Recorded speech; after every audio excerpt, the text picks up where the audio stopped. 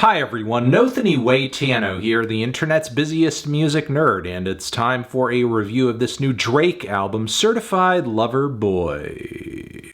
This is a brand new LP from Aubrey Graham, or Drake. Toronto's very own Six God is back with his sixth album. After getting a pandemic pushback with the half-baked Dark Lane demo tapes serving as a sort of placeholder in the meantime, this record came to us with absolutely no teasers and quickly took shape seemingly in reaction to Drake's ongoing beef with Kanye West, which flared up once again after a feature verse that Drake dropped on the new Trippie Redd album. And if that backstory seems too convoluted for you to care, we're just getting started, please. Now, there are multiple lines off this record that could easily be read as shots at Kanye West, as well as the near entirety of 7 AM at Bridle Path, which might seem insignificant, but I feel like for this review, it's important to note just how much this rivalry between Drake and Kanye consumes Drake. Pusha T's devastating diss track, The Story of Adidon, may be a few years old at this point, and Drake's numbers may be as impressive as they've ever been. But thanks to that whole ordeal, we now have access to this section of Drake's life that suddenly he's so open and honest about, as if his honesty hasn't just been a series of omissions up until this point. Not only that, but he now has to make being the world-famous rapper who had an unplanned pregnancy a part of his brand. And while I appreciate Drake putting on a game face and embracing the realities of fatherhood, his actions still speak very loudly to an insecurity he obviously has around how all of this came out. Drake seems more infatuated with the whole thing than he did on Scorpion. Maybe because around that time he wanted personally and mentally for there in his music to be at least like some distance from all of that, considering it just happened. But now, on No Friends in the Industry, Drake is bringing back that if you're reading this, it's too late energy type of vibe and dropping beef bars as if we don't remember how 2018 played out. And look, not to portray Kanye and Pusha in this situation as 100% in the right, 100% angels, or 100% honest, because it's beef. But look, as much of a distraction and a focus all of this is right now, it's not the reason CLB is such a dud of a record. And why that is, we may never know the real answer, but from an outside perspective, it seems like a lot of it could have to do with a lack of inspiration. Something that's been looming larger and larger and larger on Drake's project since he dropped the dreadfully boring Views from the Six. And Certified Lover Boy, I think, is the most punishing of these 90-minute marathons that Drake has been dropping as of late. And that's mostly due to a lack of memorable songs and even memorable performances from Drake himself. Like, he is legitimately outshined by every feature on this project, even the ones that don't even sound like they're trying all that hard. Hello, Travis Scott. The record does have a pretty decent kickoff, though, with the song Champagne Poetry. It's dramatic, there's a beat switch, it's got kind of that Tuscan leather energy to it. The sound of the track is good, but the first few lines give us an idea of what we're going to be in for the entirety of this record, and that's a lot of putting up fronts and a lot of gaslighting. As Drake says, "I've been hot since the birth of my son. I remain unfazed. Trust. Worse has been done." When you are literally so obviously phased that you cannot get off of this topic. The continued responses and mentions and engagements in this ongoing feud, yeah, that's you being phased, bro. And again, look, I think the performance on this track is good. I love the chipmunked soul on the instrumental. But pretty much this entire track is just meant to convince us that Drake is effortlessly winning while everyone around him is struggling. And there is an extent to which that is true, because Drake does continue to do a lot of numbers and get a lot of engagement despite little to no effort on this record. The following track, Poppy's Home, features more dramatic soul samples, along with bars meant to provoke the rap world as if Drake is some kind of chaotic sitcom character walking onto set to audience applause. Here Drake is clearly relishing his spot at the top. He is excited that his existence angers people. He is dropping more dad bars, talking about supermodels doing coke. The first leg of the track is not bad, but I have no idea why he buries the momentum of the song into a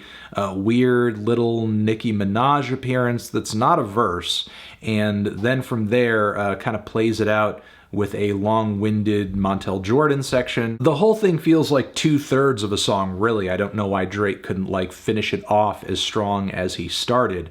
But overall, this track does feel like a real like puff out your chest kind of moment, which plays out really weird as we transition into the very weak and not puff your chest out Girls Like Girls, where Drake claims girls like girls where I'm from, which I'm not sure. Is this an indictment of the men of Toronto, or is this a lack of understanding that there are lesbians in every city around the world? Considering that Drake thinks liking women as well makes him a lesbian, maybe it's the latter. Now, I know Drake is just joking, obviously, but this is not a joke that has played much of anywhere relevant since like 2001. But honestly, this track's greatest sin is being so goddamn boring that while I'm listening to it, I kind of want to just like hook a car battery up to my nuts just to get some kind of mental stimulation. The beat is too bland for words, and on top of it, Drake could not sound more unenthusiastic. The only portion of the track that grabs any real attention is the Lil Baby feature on it, and he's rapping on this track like his life fucking depends on it. The effort gap between Drake and his collaborators on this record continues onto the song In the Bible with Giveon as well as Lil Durk. They are obviously the most interesting things about the song, and it's hard for them not to be, considering just how awful Drake's vocal lines on this track are. They don't seem to make sense at all, at least to me, over this beat. Drake also sounding very low energy on the song Love All, and of course, like, he was not going to drop a better verse than Jay-Z on the song, even with Hove operating at 50%. Thankfully, fair trade with Travis Scott sees things picking up a little bit. Drake's flows here are actually catchy and melodic, direct and hooky. I've been Losing Friends and Finding Peace may seem like a stereotypical Drake bar at this point, but it's still the best hook this album has to offer thus far. The slow psychedelic instrumental transition into Travis's section of the track is pretty sick as well. Overall, I'll say I think it's a good track for this record, but in the grander scheme of things, it's pretty low impact. I mean, reminder, these are the two guys that brought us Sicko Mode. Next, we have the record's first real attempt at dropping a banger, a huge single,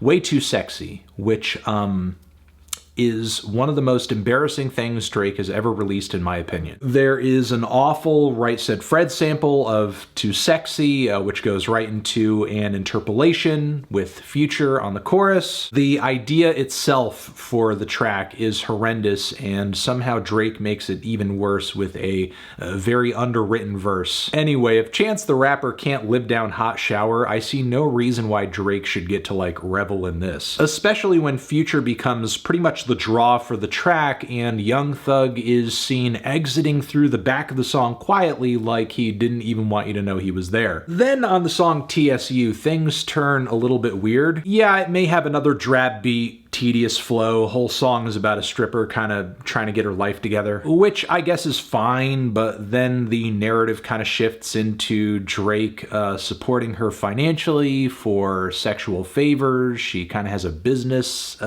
plan in mind for something. The song itself, the situation it portrays, it seems benign. Too benign to actually be interesting, especially with the second half of the track sounding so comatose. But if we're being serious and honest about what this track portrays, is this not just Drake taking advantage of the power dynamic that his money and fame and influence affords him by manipulating someone who's not in the best spot economically and obviously has little to no family support, as you say in the song, which is kind of weird and sort of tone deaf. And I guess in a way it's ironic that there's like a little R. Kelly writer credit on this track too, because of a accidental instrumental incorporation. Following this, we have the song In Too Deep, which is at least one of a few tracks that just did not need to be here, especially since this one doesn't really seem like it knows what it wants to do. Does it want to be a slow, dramatic Missing You ballad with chugging guitars? Or does it want to be a psych trap banger where Drake once again plays second fiddle to Future over an instrumental that sounds like a leftover from Travis Scott's Astroworld? The song Pipe Down feels more essential by comparison, but nothing new narratively for Drake in the grander scheme of things, as we pretty much have passionate, angry Drake here who is fed up with the thanklessness of this relationship, of this romantic dynamic. On your ass like back pockets is one of many clever lines on this thing, and he is absolutely convincing as he is pretty much begging, how much money do I have to throw down for you to pipe down? How many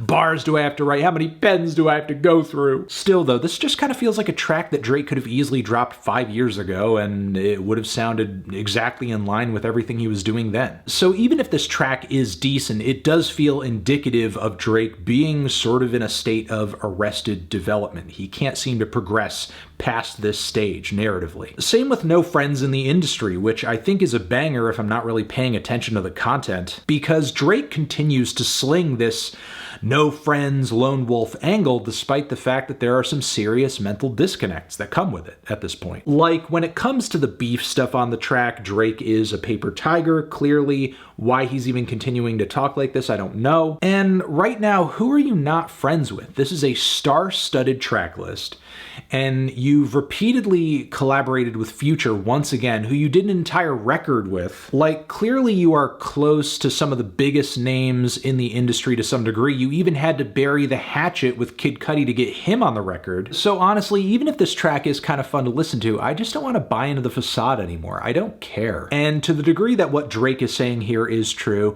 it's weird that after all of these years of saying this, it doesn't dawn on him that maybe he might be a part of the problem to some degree. The song Knife Talk continues this mean momentum, underscored by an instrumental with a deadly classic Memphis sound.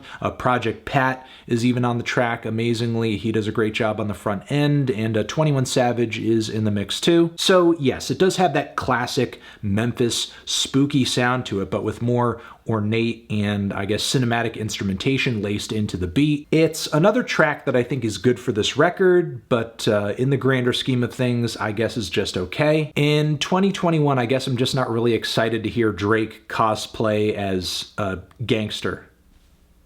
Pretty much. 7 a.m. on Bridle Path is Diary Drake once again. You know the tone of voice he gets and the energy he delivers whenever we have a track title that features a location and a time. And look, there's some biting bars on this track for sure, like in response to Kanye dropping Drake's address on Instagram. He says, give that address to your driver, make it your destination, instead of just a post out of desperation. I won't disagree that Kanye posting that was petty as fuck and pretty childish, but the fact that Kanye mostly sidestepped this whole thing in any direct or long-winded way on his new record versus Drake over here, who was like totally obsessing over the whole exchange for multiple bars on Certified Lover Boy, I think it illustrates a lot about how each artist approaches their craft when they're making a record, because Kanye drops a record about constants, you know, his mother, his faith, things that are going to be significant to him and relevant for a very long time.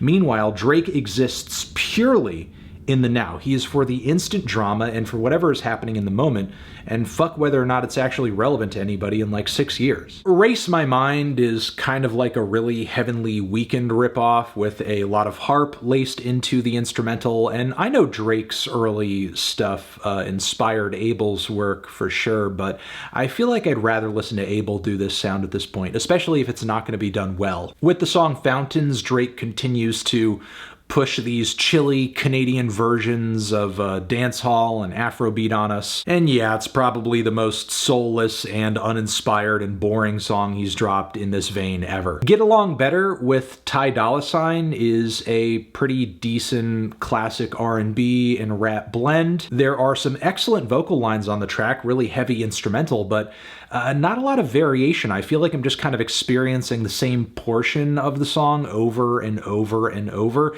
Granted, it's a good portion of the song, but it would feel a lot better if it didn't come off so one-dimensional. Then You Only Live Twice is an instant banger featuring Lil Wayne and Rick Ross. And in my opinion, this is the only spot on the record when it comes to meeting the moment and actually like delivering the energy that I guess like matches that of his features and his guests. Yeah, Drake shows up. I don't know why it took this long, 18 tracks, to get some objective heat on this thing, but that's the state that we're in. But again, while it is great, I feel like Drake is kind of functioning off an old formula here. He's bringing a very like, you know, Take Care, Lord knows type of vibe and formula here, but maybe with just like the tempo a bit higher. On the Cudi track, let's be honest, it's pretty one-dimensional as well. Cudi is the draw. Drake is nowhere near as interesting, and their chemistry is just nowhere to be seen, even though I'm happy that the two of them buried the hatchet.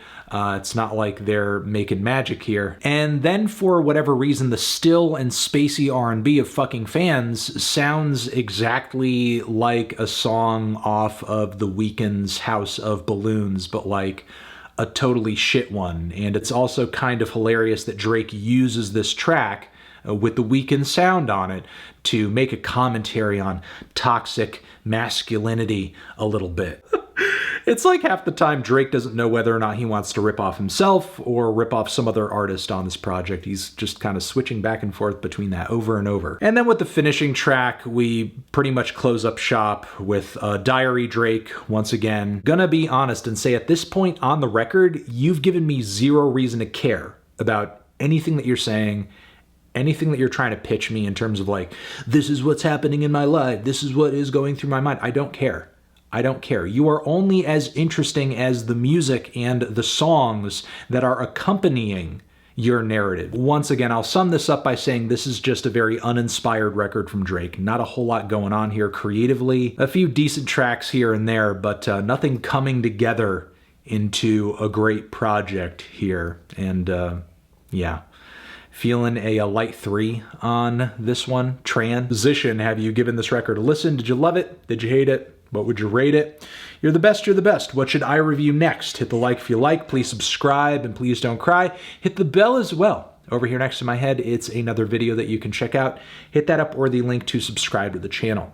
Anthony Fantano, Drake, forever.